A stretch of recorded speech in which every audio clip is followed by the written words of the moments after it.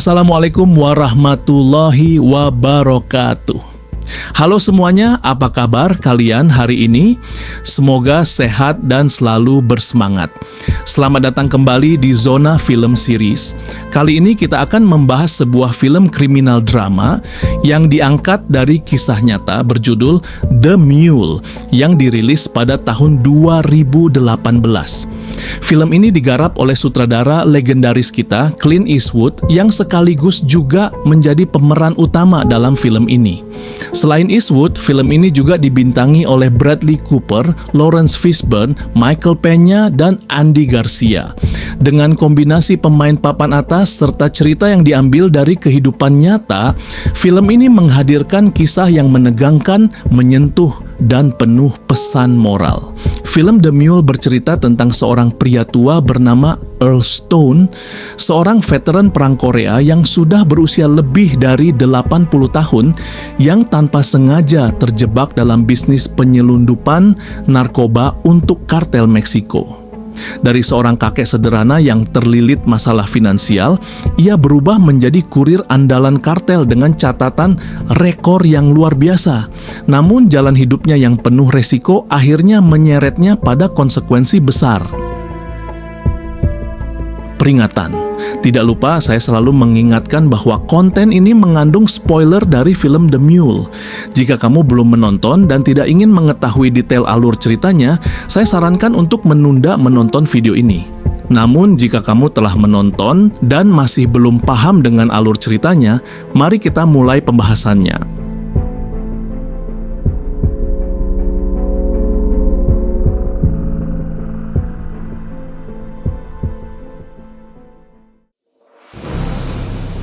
Earl Stone adalah seorang pria tua yang dikenal sebagai seorang petani bunga yang sukses. Ia membudidayakan bunga daylily dan beberapa kali memenangkan kontes pertanian hingga memperoleh sejumlah penghargaan. Dari keberhasilan itu, namanya cukup dihargai di kalangan komunitas pertanian. Namun seiring perkembangan zaman dan perubahan teknologi, bisnisnya hancur dan rumahnya disita, membuatnya ia kesulitan secara finansial. Ditambah lagi hubungannya dengan keluarga, terutama mantan istrinya dan putrinya, juga memburuk karena Earl terlalu sibuk dengan pekerjaannya dan mengabaikan keluarga. Suatu hari Earl menerima undangan untuk menghadiri acara pertunangan cucunya, Ginny. Ginny memiliki kedekatan khusus dengan kakeknya sehingga menyambut kehadirannya dengan penuh rasa hormat. Namun pada acara tersebut Earl juga bertemu kembali dengan mantan istrinya, Mary Stone, dan anak perempuannya, Iris. Hubungan keluarga ini tidak harmonis karena di masa lalu Earl lebih banyak menghabiskan waktunya untuk pekerjaan dibandingkan bersama keluarganya. Hal tersebut menimbulkan ketegangan dan membuat Mary maupun Iris menunjukkan sikap penolakan terhadap kehadirannya. Menyadari kondisi yang tidak nyaman, Earl kemudian memilih meninggalkan acara. Saat ia hendak pergi, ia didatangi oleh seorang pria misterius yang merupakan salah satu tamu undangan pada acara tersebut. Pria itu mengetahui bahwa Earl adalah penjelajah jalanan sejati. Lalu pria itu menawarkan sebuah pekerjaan kepada Earl. Pekerjaan itu hanya mengharuskan dirinya mengemudi dan mengantarkan barang hingga sampai ke tujuan. Earl mempertimbangkan tawaran itu. Ia sadar bahwa kondisi keuangannya sedang sulit. Di sisi lain, ia juga memiliki pengalaman panjang di jalan raya. Sebelumnya, Earl pernah mengemudi hingga menjelajahi 42 negara bagian tanpa masalah hukum sedikit pun. Dengan pertimbangan tersebut, Earl akhirnya menerima tawaran itu.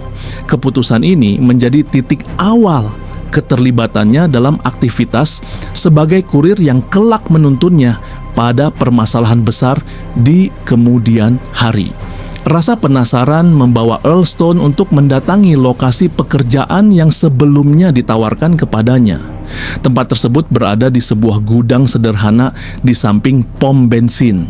Ketika tiba di sana, Earl disambut oleh beberapa pria bersenjata yang jelas merupakan bagian dari organisasi kriminal. Di dalam gudang, ia dipertemukan dengan seorang pria bernama Emilio yang tampak berperan sebagai atasan dalam struktur kelompok tersebut. Emilio memberikan arahan singkat kepada Earl. Tugas pertamanya adalah mengantarkan sebuah tas besar ke alamat yang telah ditentukan. Isi tas tersebut tidak diperbolehkan untuk dibuka atau diperiksa. Instruksi lainnya adalah setelah mobil yang dikendarai Earl sampai di lokasi tujuan, ia harus meninggalkan kendaraan tersebut selama 1 jam. Setelah waktu berlalu, ia diperbolehkan kembali ke mobil, di mana akan tersedia uang sebagai imbalan di dashboard kendaraan. Earl menerima instruksi itu tanpa banyak pertanyaan dan segera berangkat. Dengan latar belakangnya yang berpengalaman di jalan raya, ia melaksanakan tugas tersebut dengan penuh semangat. Perjalanan berjalan lancar tanpa hambatan. Setibanya di lokasi, ia mengikuti arahan, meninggalkan mobil, kemudian kembali setelah 1 jam. Benar adanya, di dashboard mobil telah tersedia sejumlah besar uang sebagai imbalan. Jumlah tersebut jauh lebih besar dari yang biasa ia peroleh dari pekerjaannya sebagai petani. Setelah itu, salah satu anggota kelompok kartel mendekatinya, memberikan alamat baru dan menyatakan bahwa ia dapat kembali bekerja jika bersedia melakukan pengiriman berikutnya. Dengan uang imbalan besar dari pekerjaannya sebagai kurir, Earl perlahan mengubah hidupnya. Ia membeli mobil baru, menebus kembali rumah yang pernah disita, dan yang terpenting, membiayai pernikahan cucunya, Ginny. Hari itu keluarga kembali berkumpul meski suasana masih canggung karena luka masa lalu. Bagi Earl, momen ini menjadi kesempatan kecil untuk menebus kesalahan. Namun ia sadar kebahagiaan yang tampak indah itu berdiri di atas rahasia besar yang kelak bisa menghancurkan segalanya. Sementara itu, di sisi lain cerita, muncul agen DEA bernama Colin Bates yang sedang memimpin operasi besar untuk membongkar jaringan kartel narkoba, termasuk atasannya Special Agent Warren Lewis dan partnernya Agen Trevino semakin gencar menelusuri jaringan kartel narkoba yang kian menggurita. Usaha panjang mereka akhirnya membuahkan hasil ketika seorang anggota kartel bernama Luis Rocha berhasil ditangkap.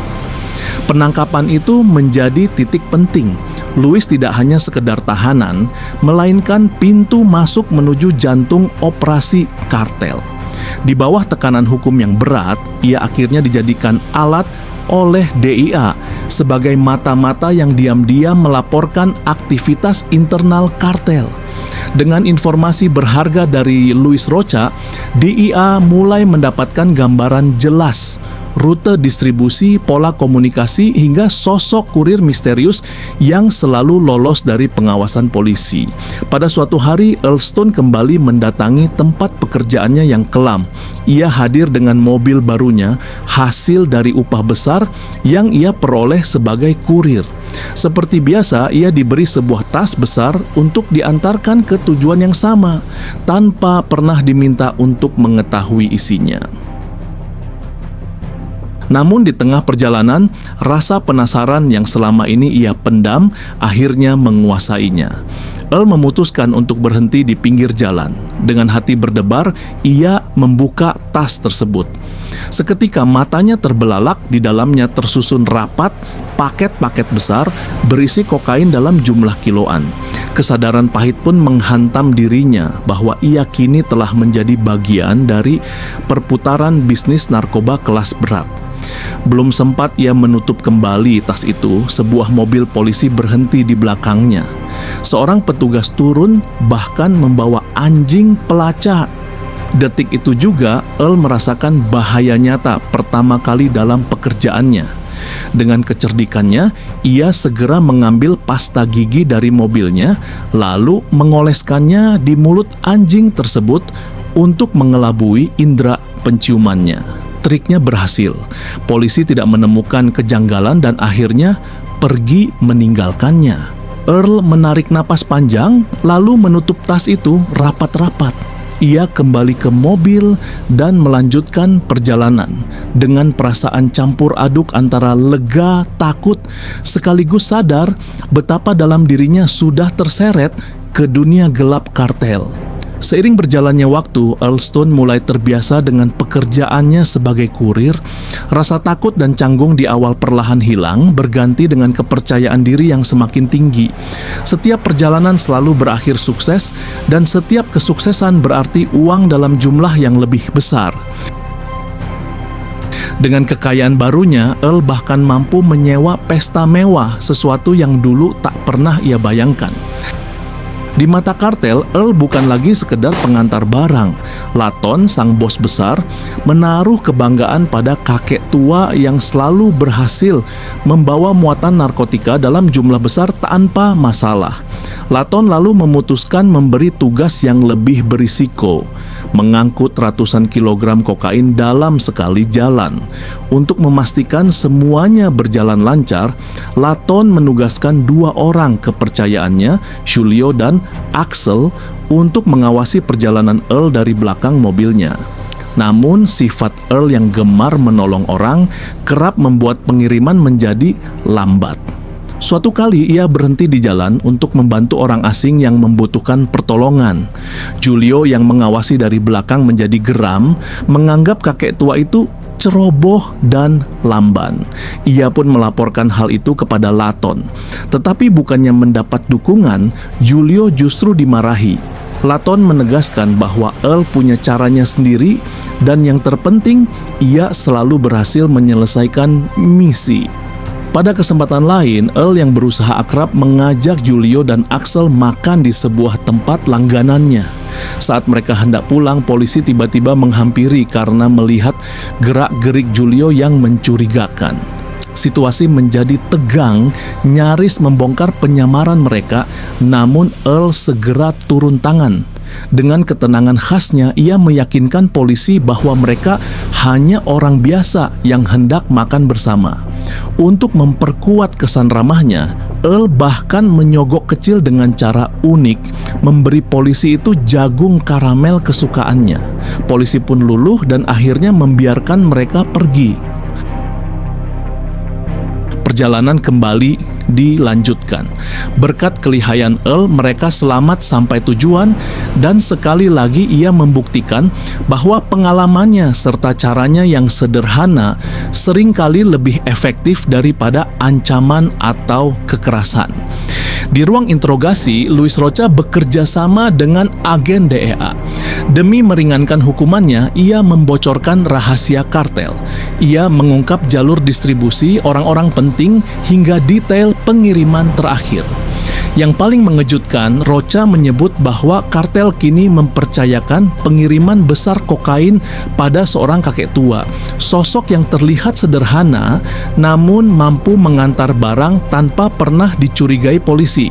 Informasi ini membuat agen Colin Bates dan timnya terkejut sekaligus curiga. Mulai saat itu, DEA mengalihkan fokus untuk memburu sang kurir misterius. Mereka mulai memburu kurir misterius yang dikenal kartel dengan sebutan The Mule, atau terkenal dengan sebutan El Tata, yang artinya kakek. Setiap pengiriman Earl membawa risiko semakin tinggi. Jalanan seolah menjadi arena perburuan. Di satu sisi, kartel mengawasinya, di sisi lain, DEA menunggu waktu yang tepat untuk menangkapnya. Atas keberhasilan Earl Stone yang selalu sukses dalam setiap pengiriman tanpa hambatan, namanya semakin diperhitungkan oleh kartel.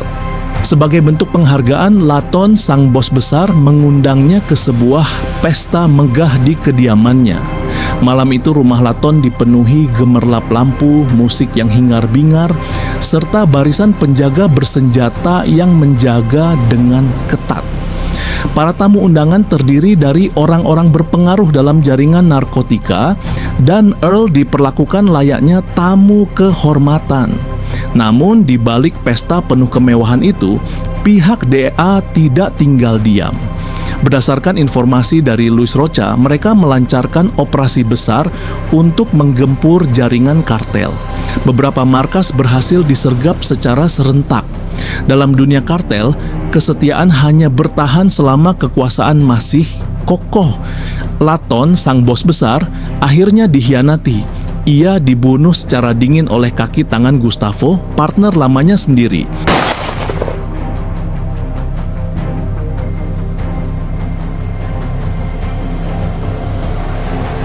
Gustavo geram dengan keputusan-keputusan Laton yang dianggap sembrono dan berisiko besar bagi kelangsungan bisnis kartel. Dengan kematian Laton, Gustavo pun naik sebagai pemimpin baru membawa aturan yang jauh lebih keras. Segera setelah itu, Julio dipanggil untuk menghadap pada Gustavo. Ia mendengar langsung peraturan baru. Setiap pengiriman harus tepat waktu, tidak boleh menyimpang, dan tidak boleh keluar dari jalur radar kartel. Tidak ada lagi kelonggaran, tidak ada toleransi.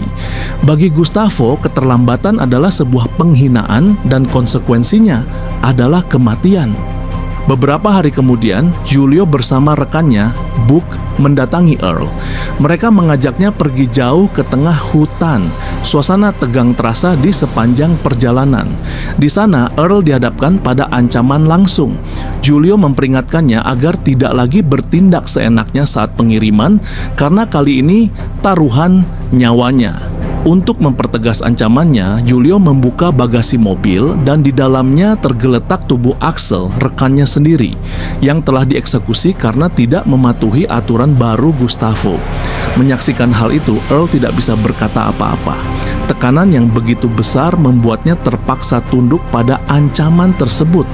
Kini ia menyadari bahwa pekerjaannya bukan lagi sekadar mengantar barang, melainkan menyetir di atas jurang maut yang sewaktu-waktu bisa merenggut nyawanya. Pagi itu, Earl kembali ke pekerjaannya. Ia memuat kokain dalam jumlah besar dan berangkat untuk pengiriman ke-12 kalinya. Namun, hari itu berbeda. DIA mulai melakukan operasi besar-besaran di jalur yang sering dilalui kartel. Jaring penangkapan mulai ditebar dan tanpa disadari, Earl kini berada dalam bahaya. Malam harinya, ia berhenti di sebuah penginapan kecil di pinggir kota untuk beristirahat. Takdir mempertemukannya dengan Colin, agen DIA, yang juga singgah di tempat yang sama. Keesokan paginya, mereka bertemu di sebuah kafe sederhana. Percakapan ringan mengalir, penuh keakraban.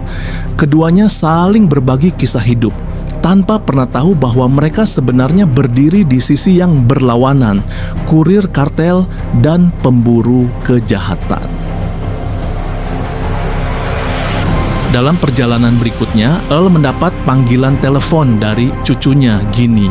Dengan suara panik, Ginny mengabarkan bahwa neneknya sakit keras dan meminta Earl datang segera.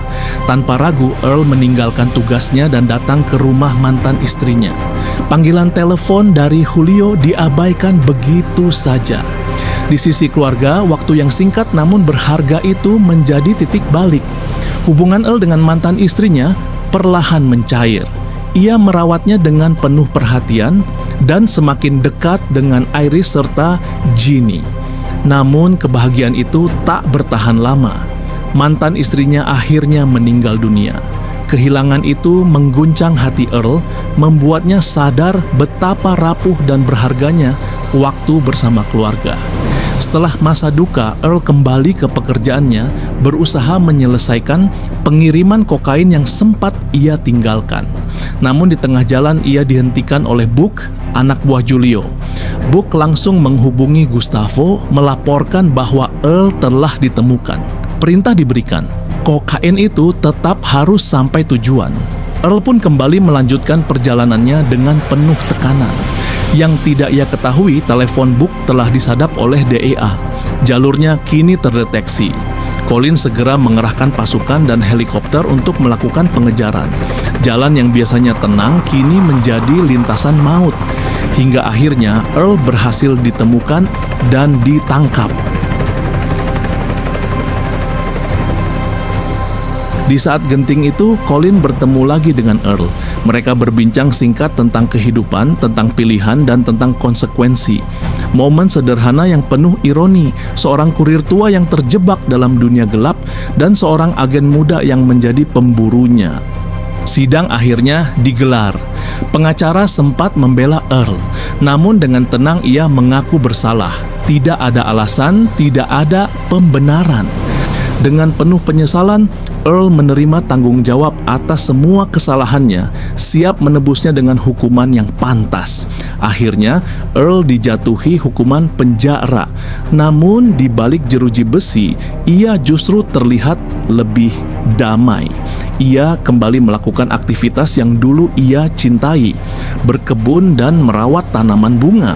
Sebuah ironi bahwa di akhir hidupnya ia menemukan ketenangan bukan di jalan bebas, tetapi di balik dinding penjara. Film The Mule karya Clint Eastwood ini bukan hanya sebuah kisah kriminal tentang penyelundupan narkoba, tetapi juga kisah refleksi tentang keluarga, pilihan hidup, dan penyesalan. Lewat tokoh Earl Stone, kita diajak melihat bahwa sebesar apapun uang dan kekuasaan, pada akhirnya keluarga dan kedamaian hati adalah yang paling penting. Demikian ringkasan film The Mule. Jika kalian menyukai cerita ini, jangan lupa untuk like, share, dan subscribe agar tidak ketinggalan ulasan film menarik lainnya. Tulis juga pendapat kalian di kolom komentar. Bagaimana menurut kalian kisah hidup Earl Stone ini? Terima kasih telah menonton.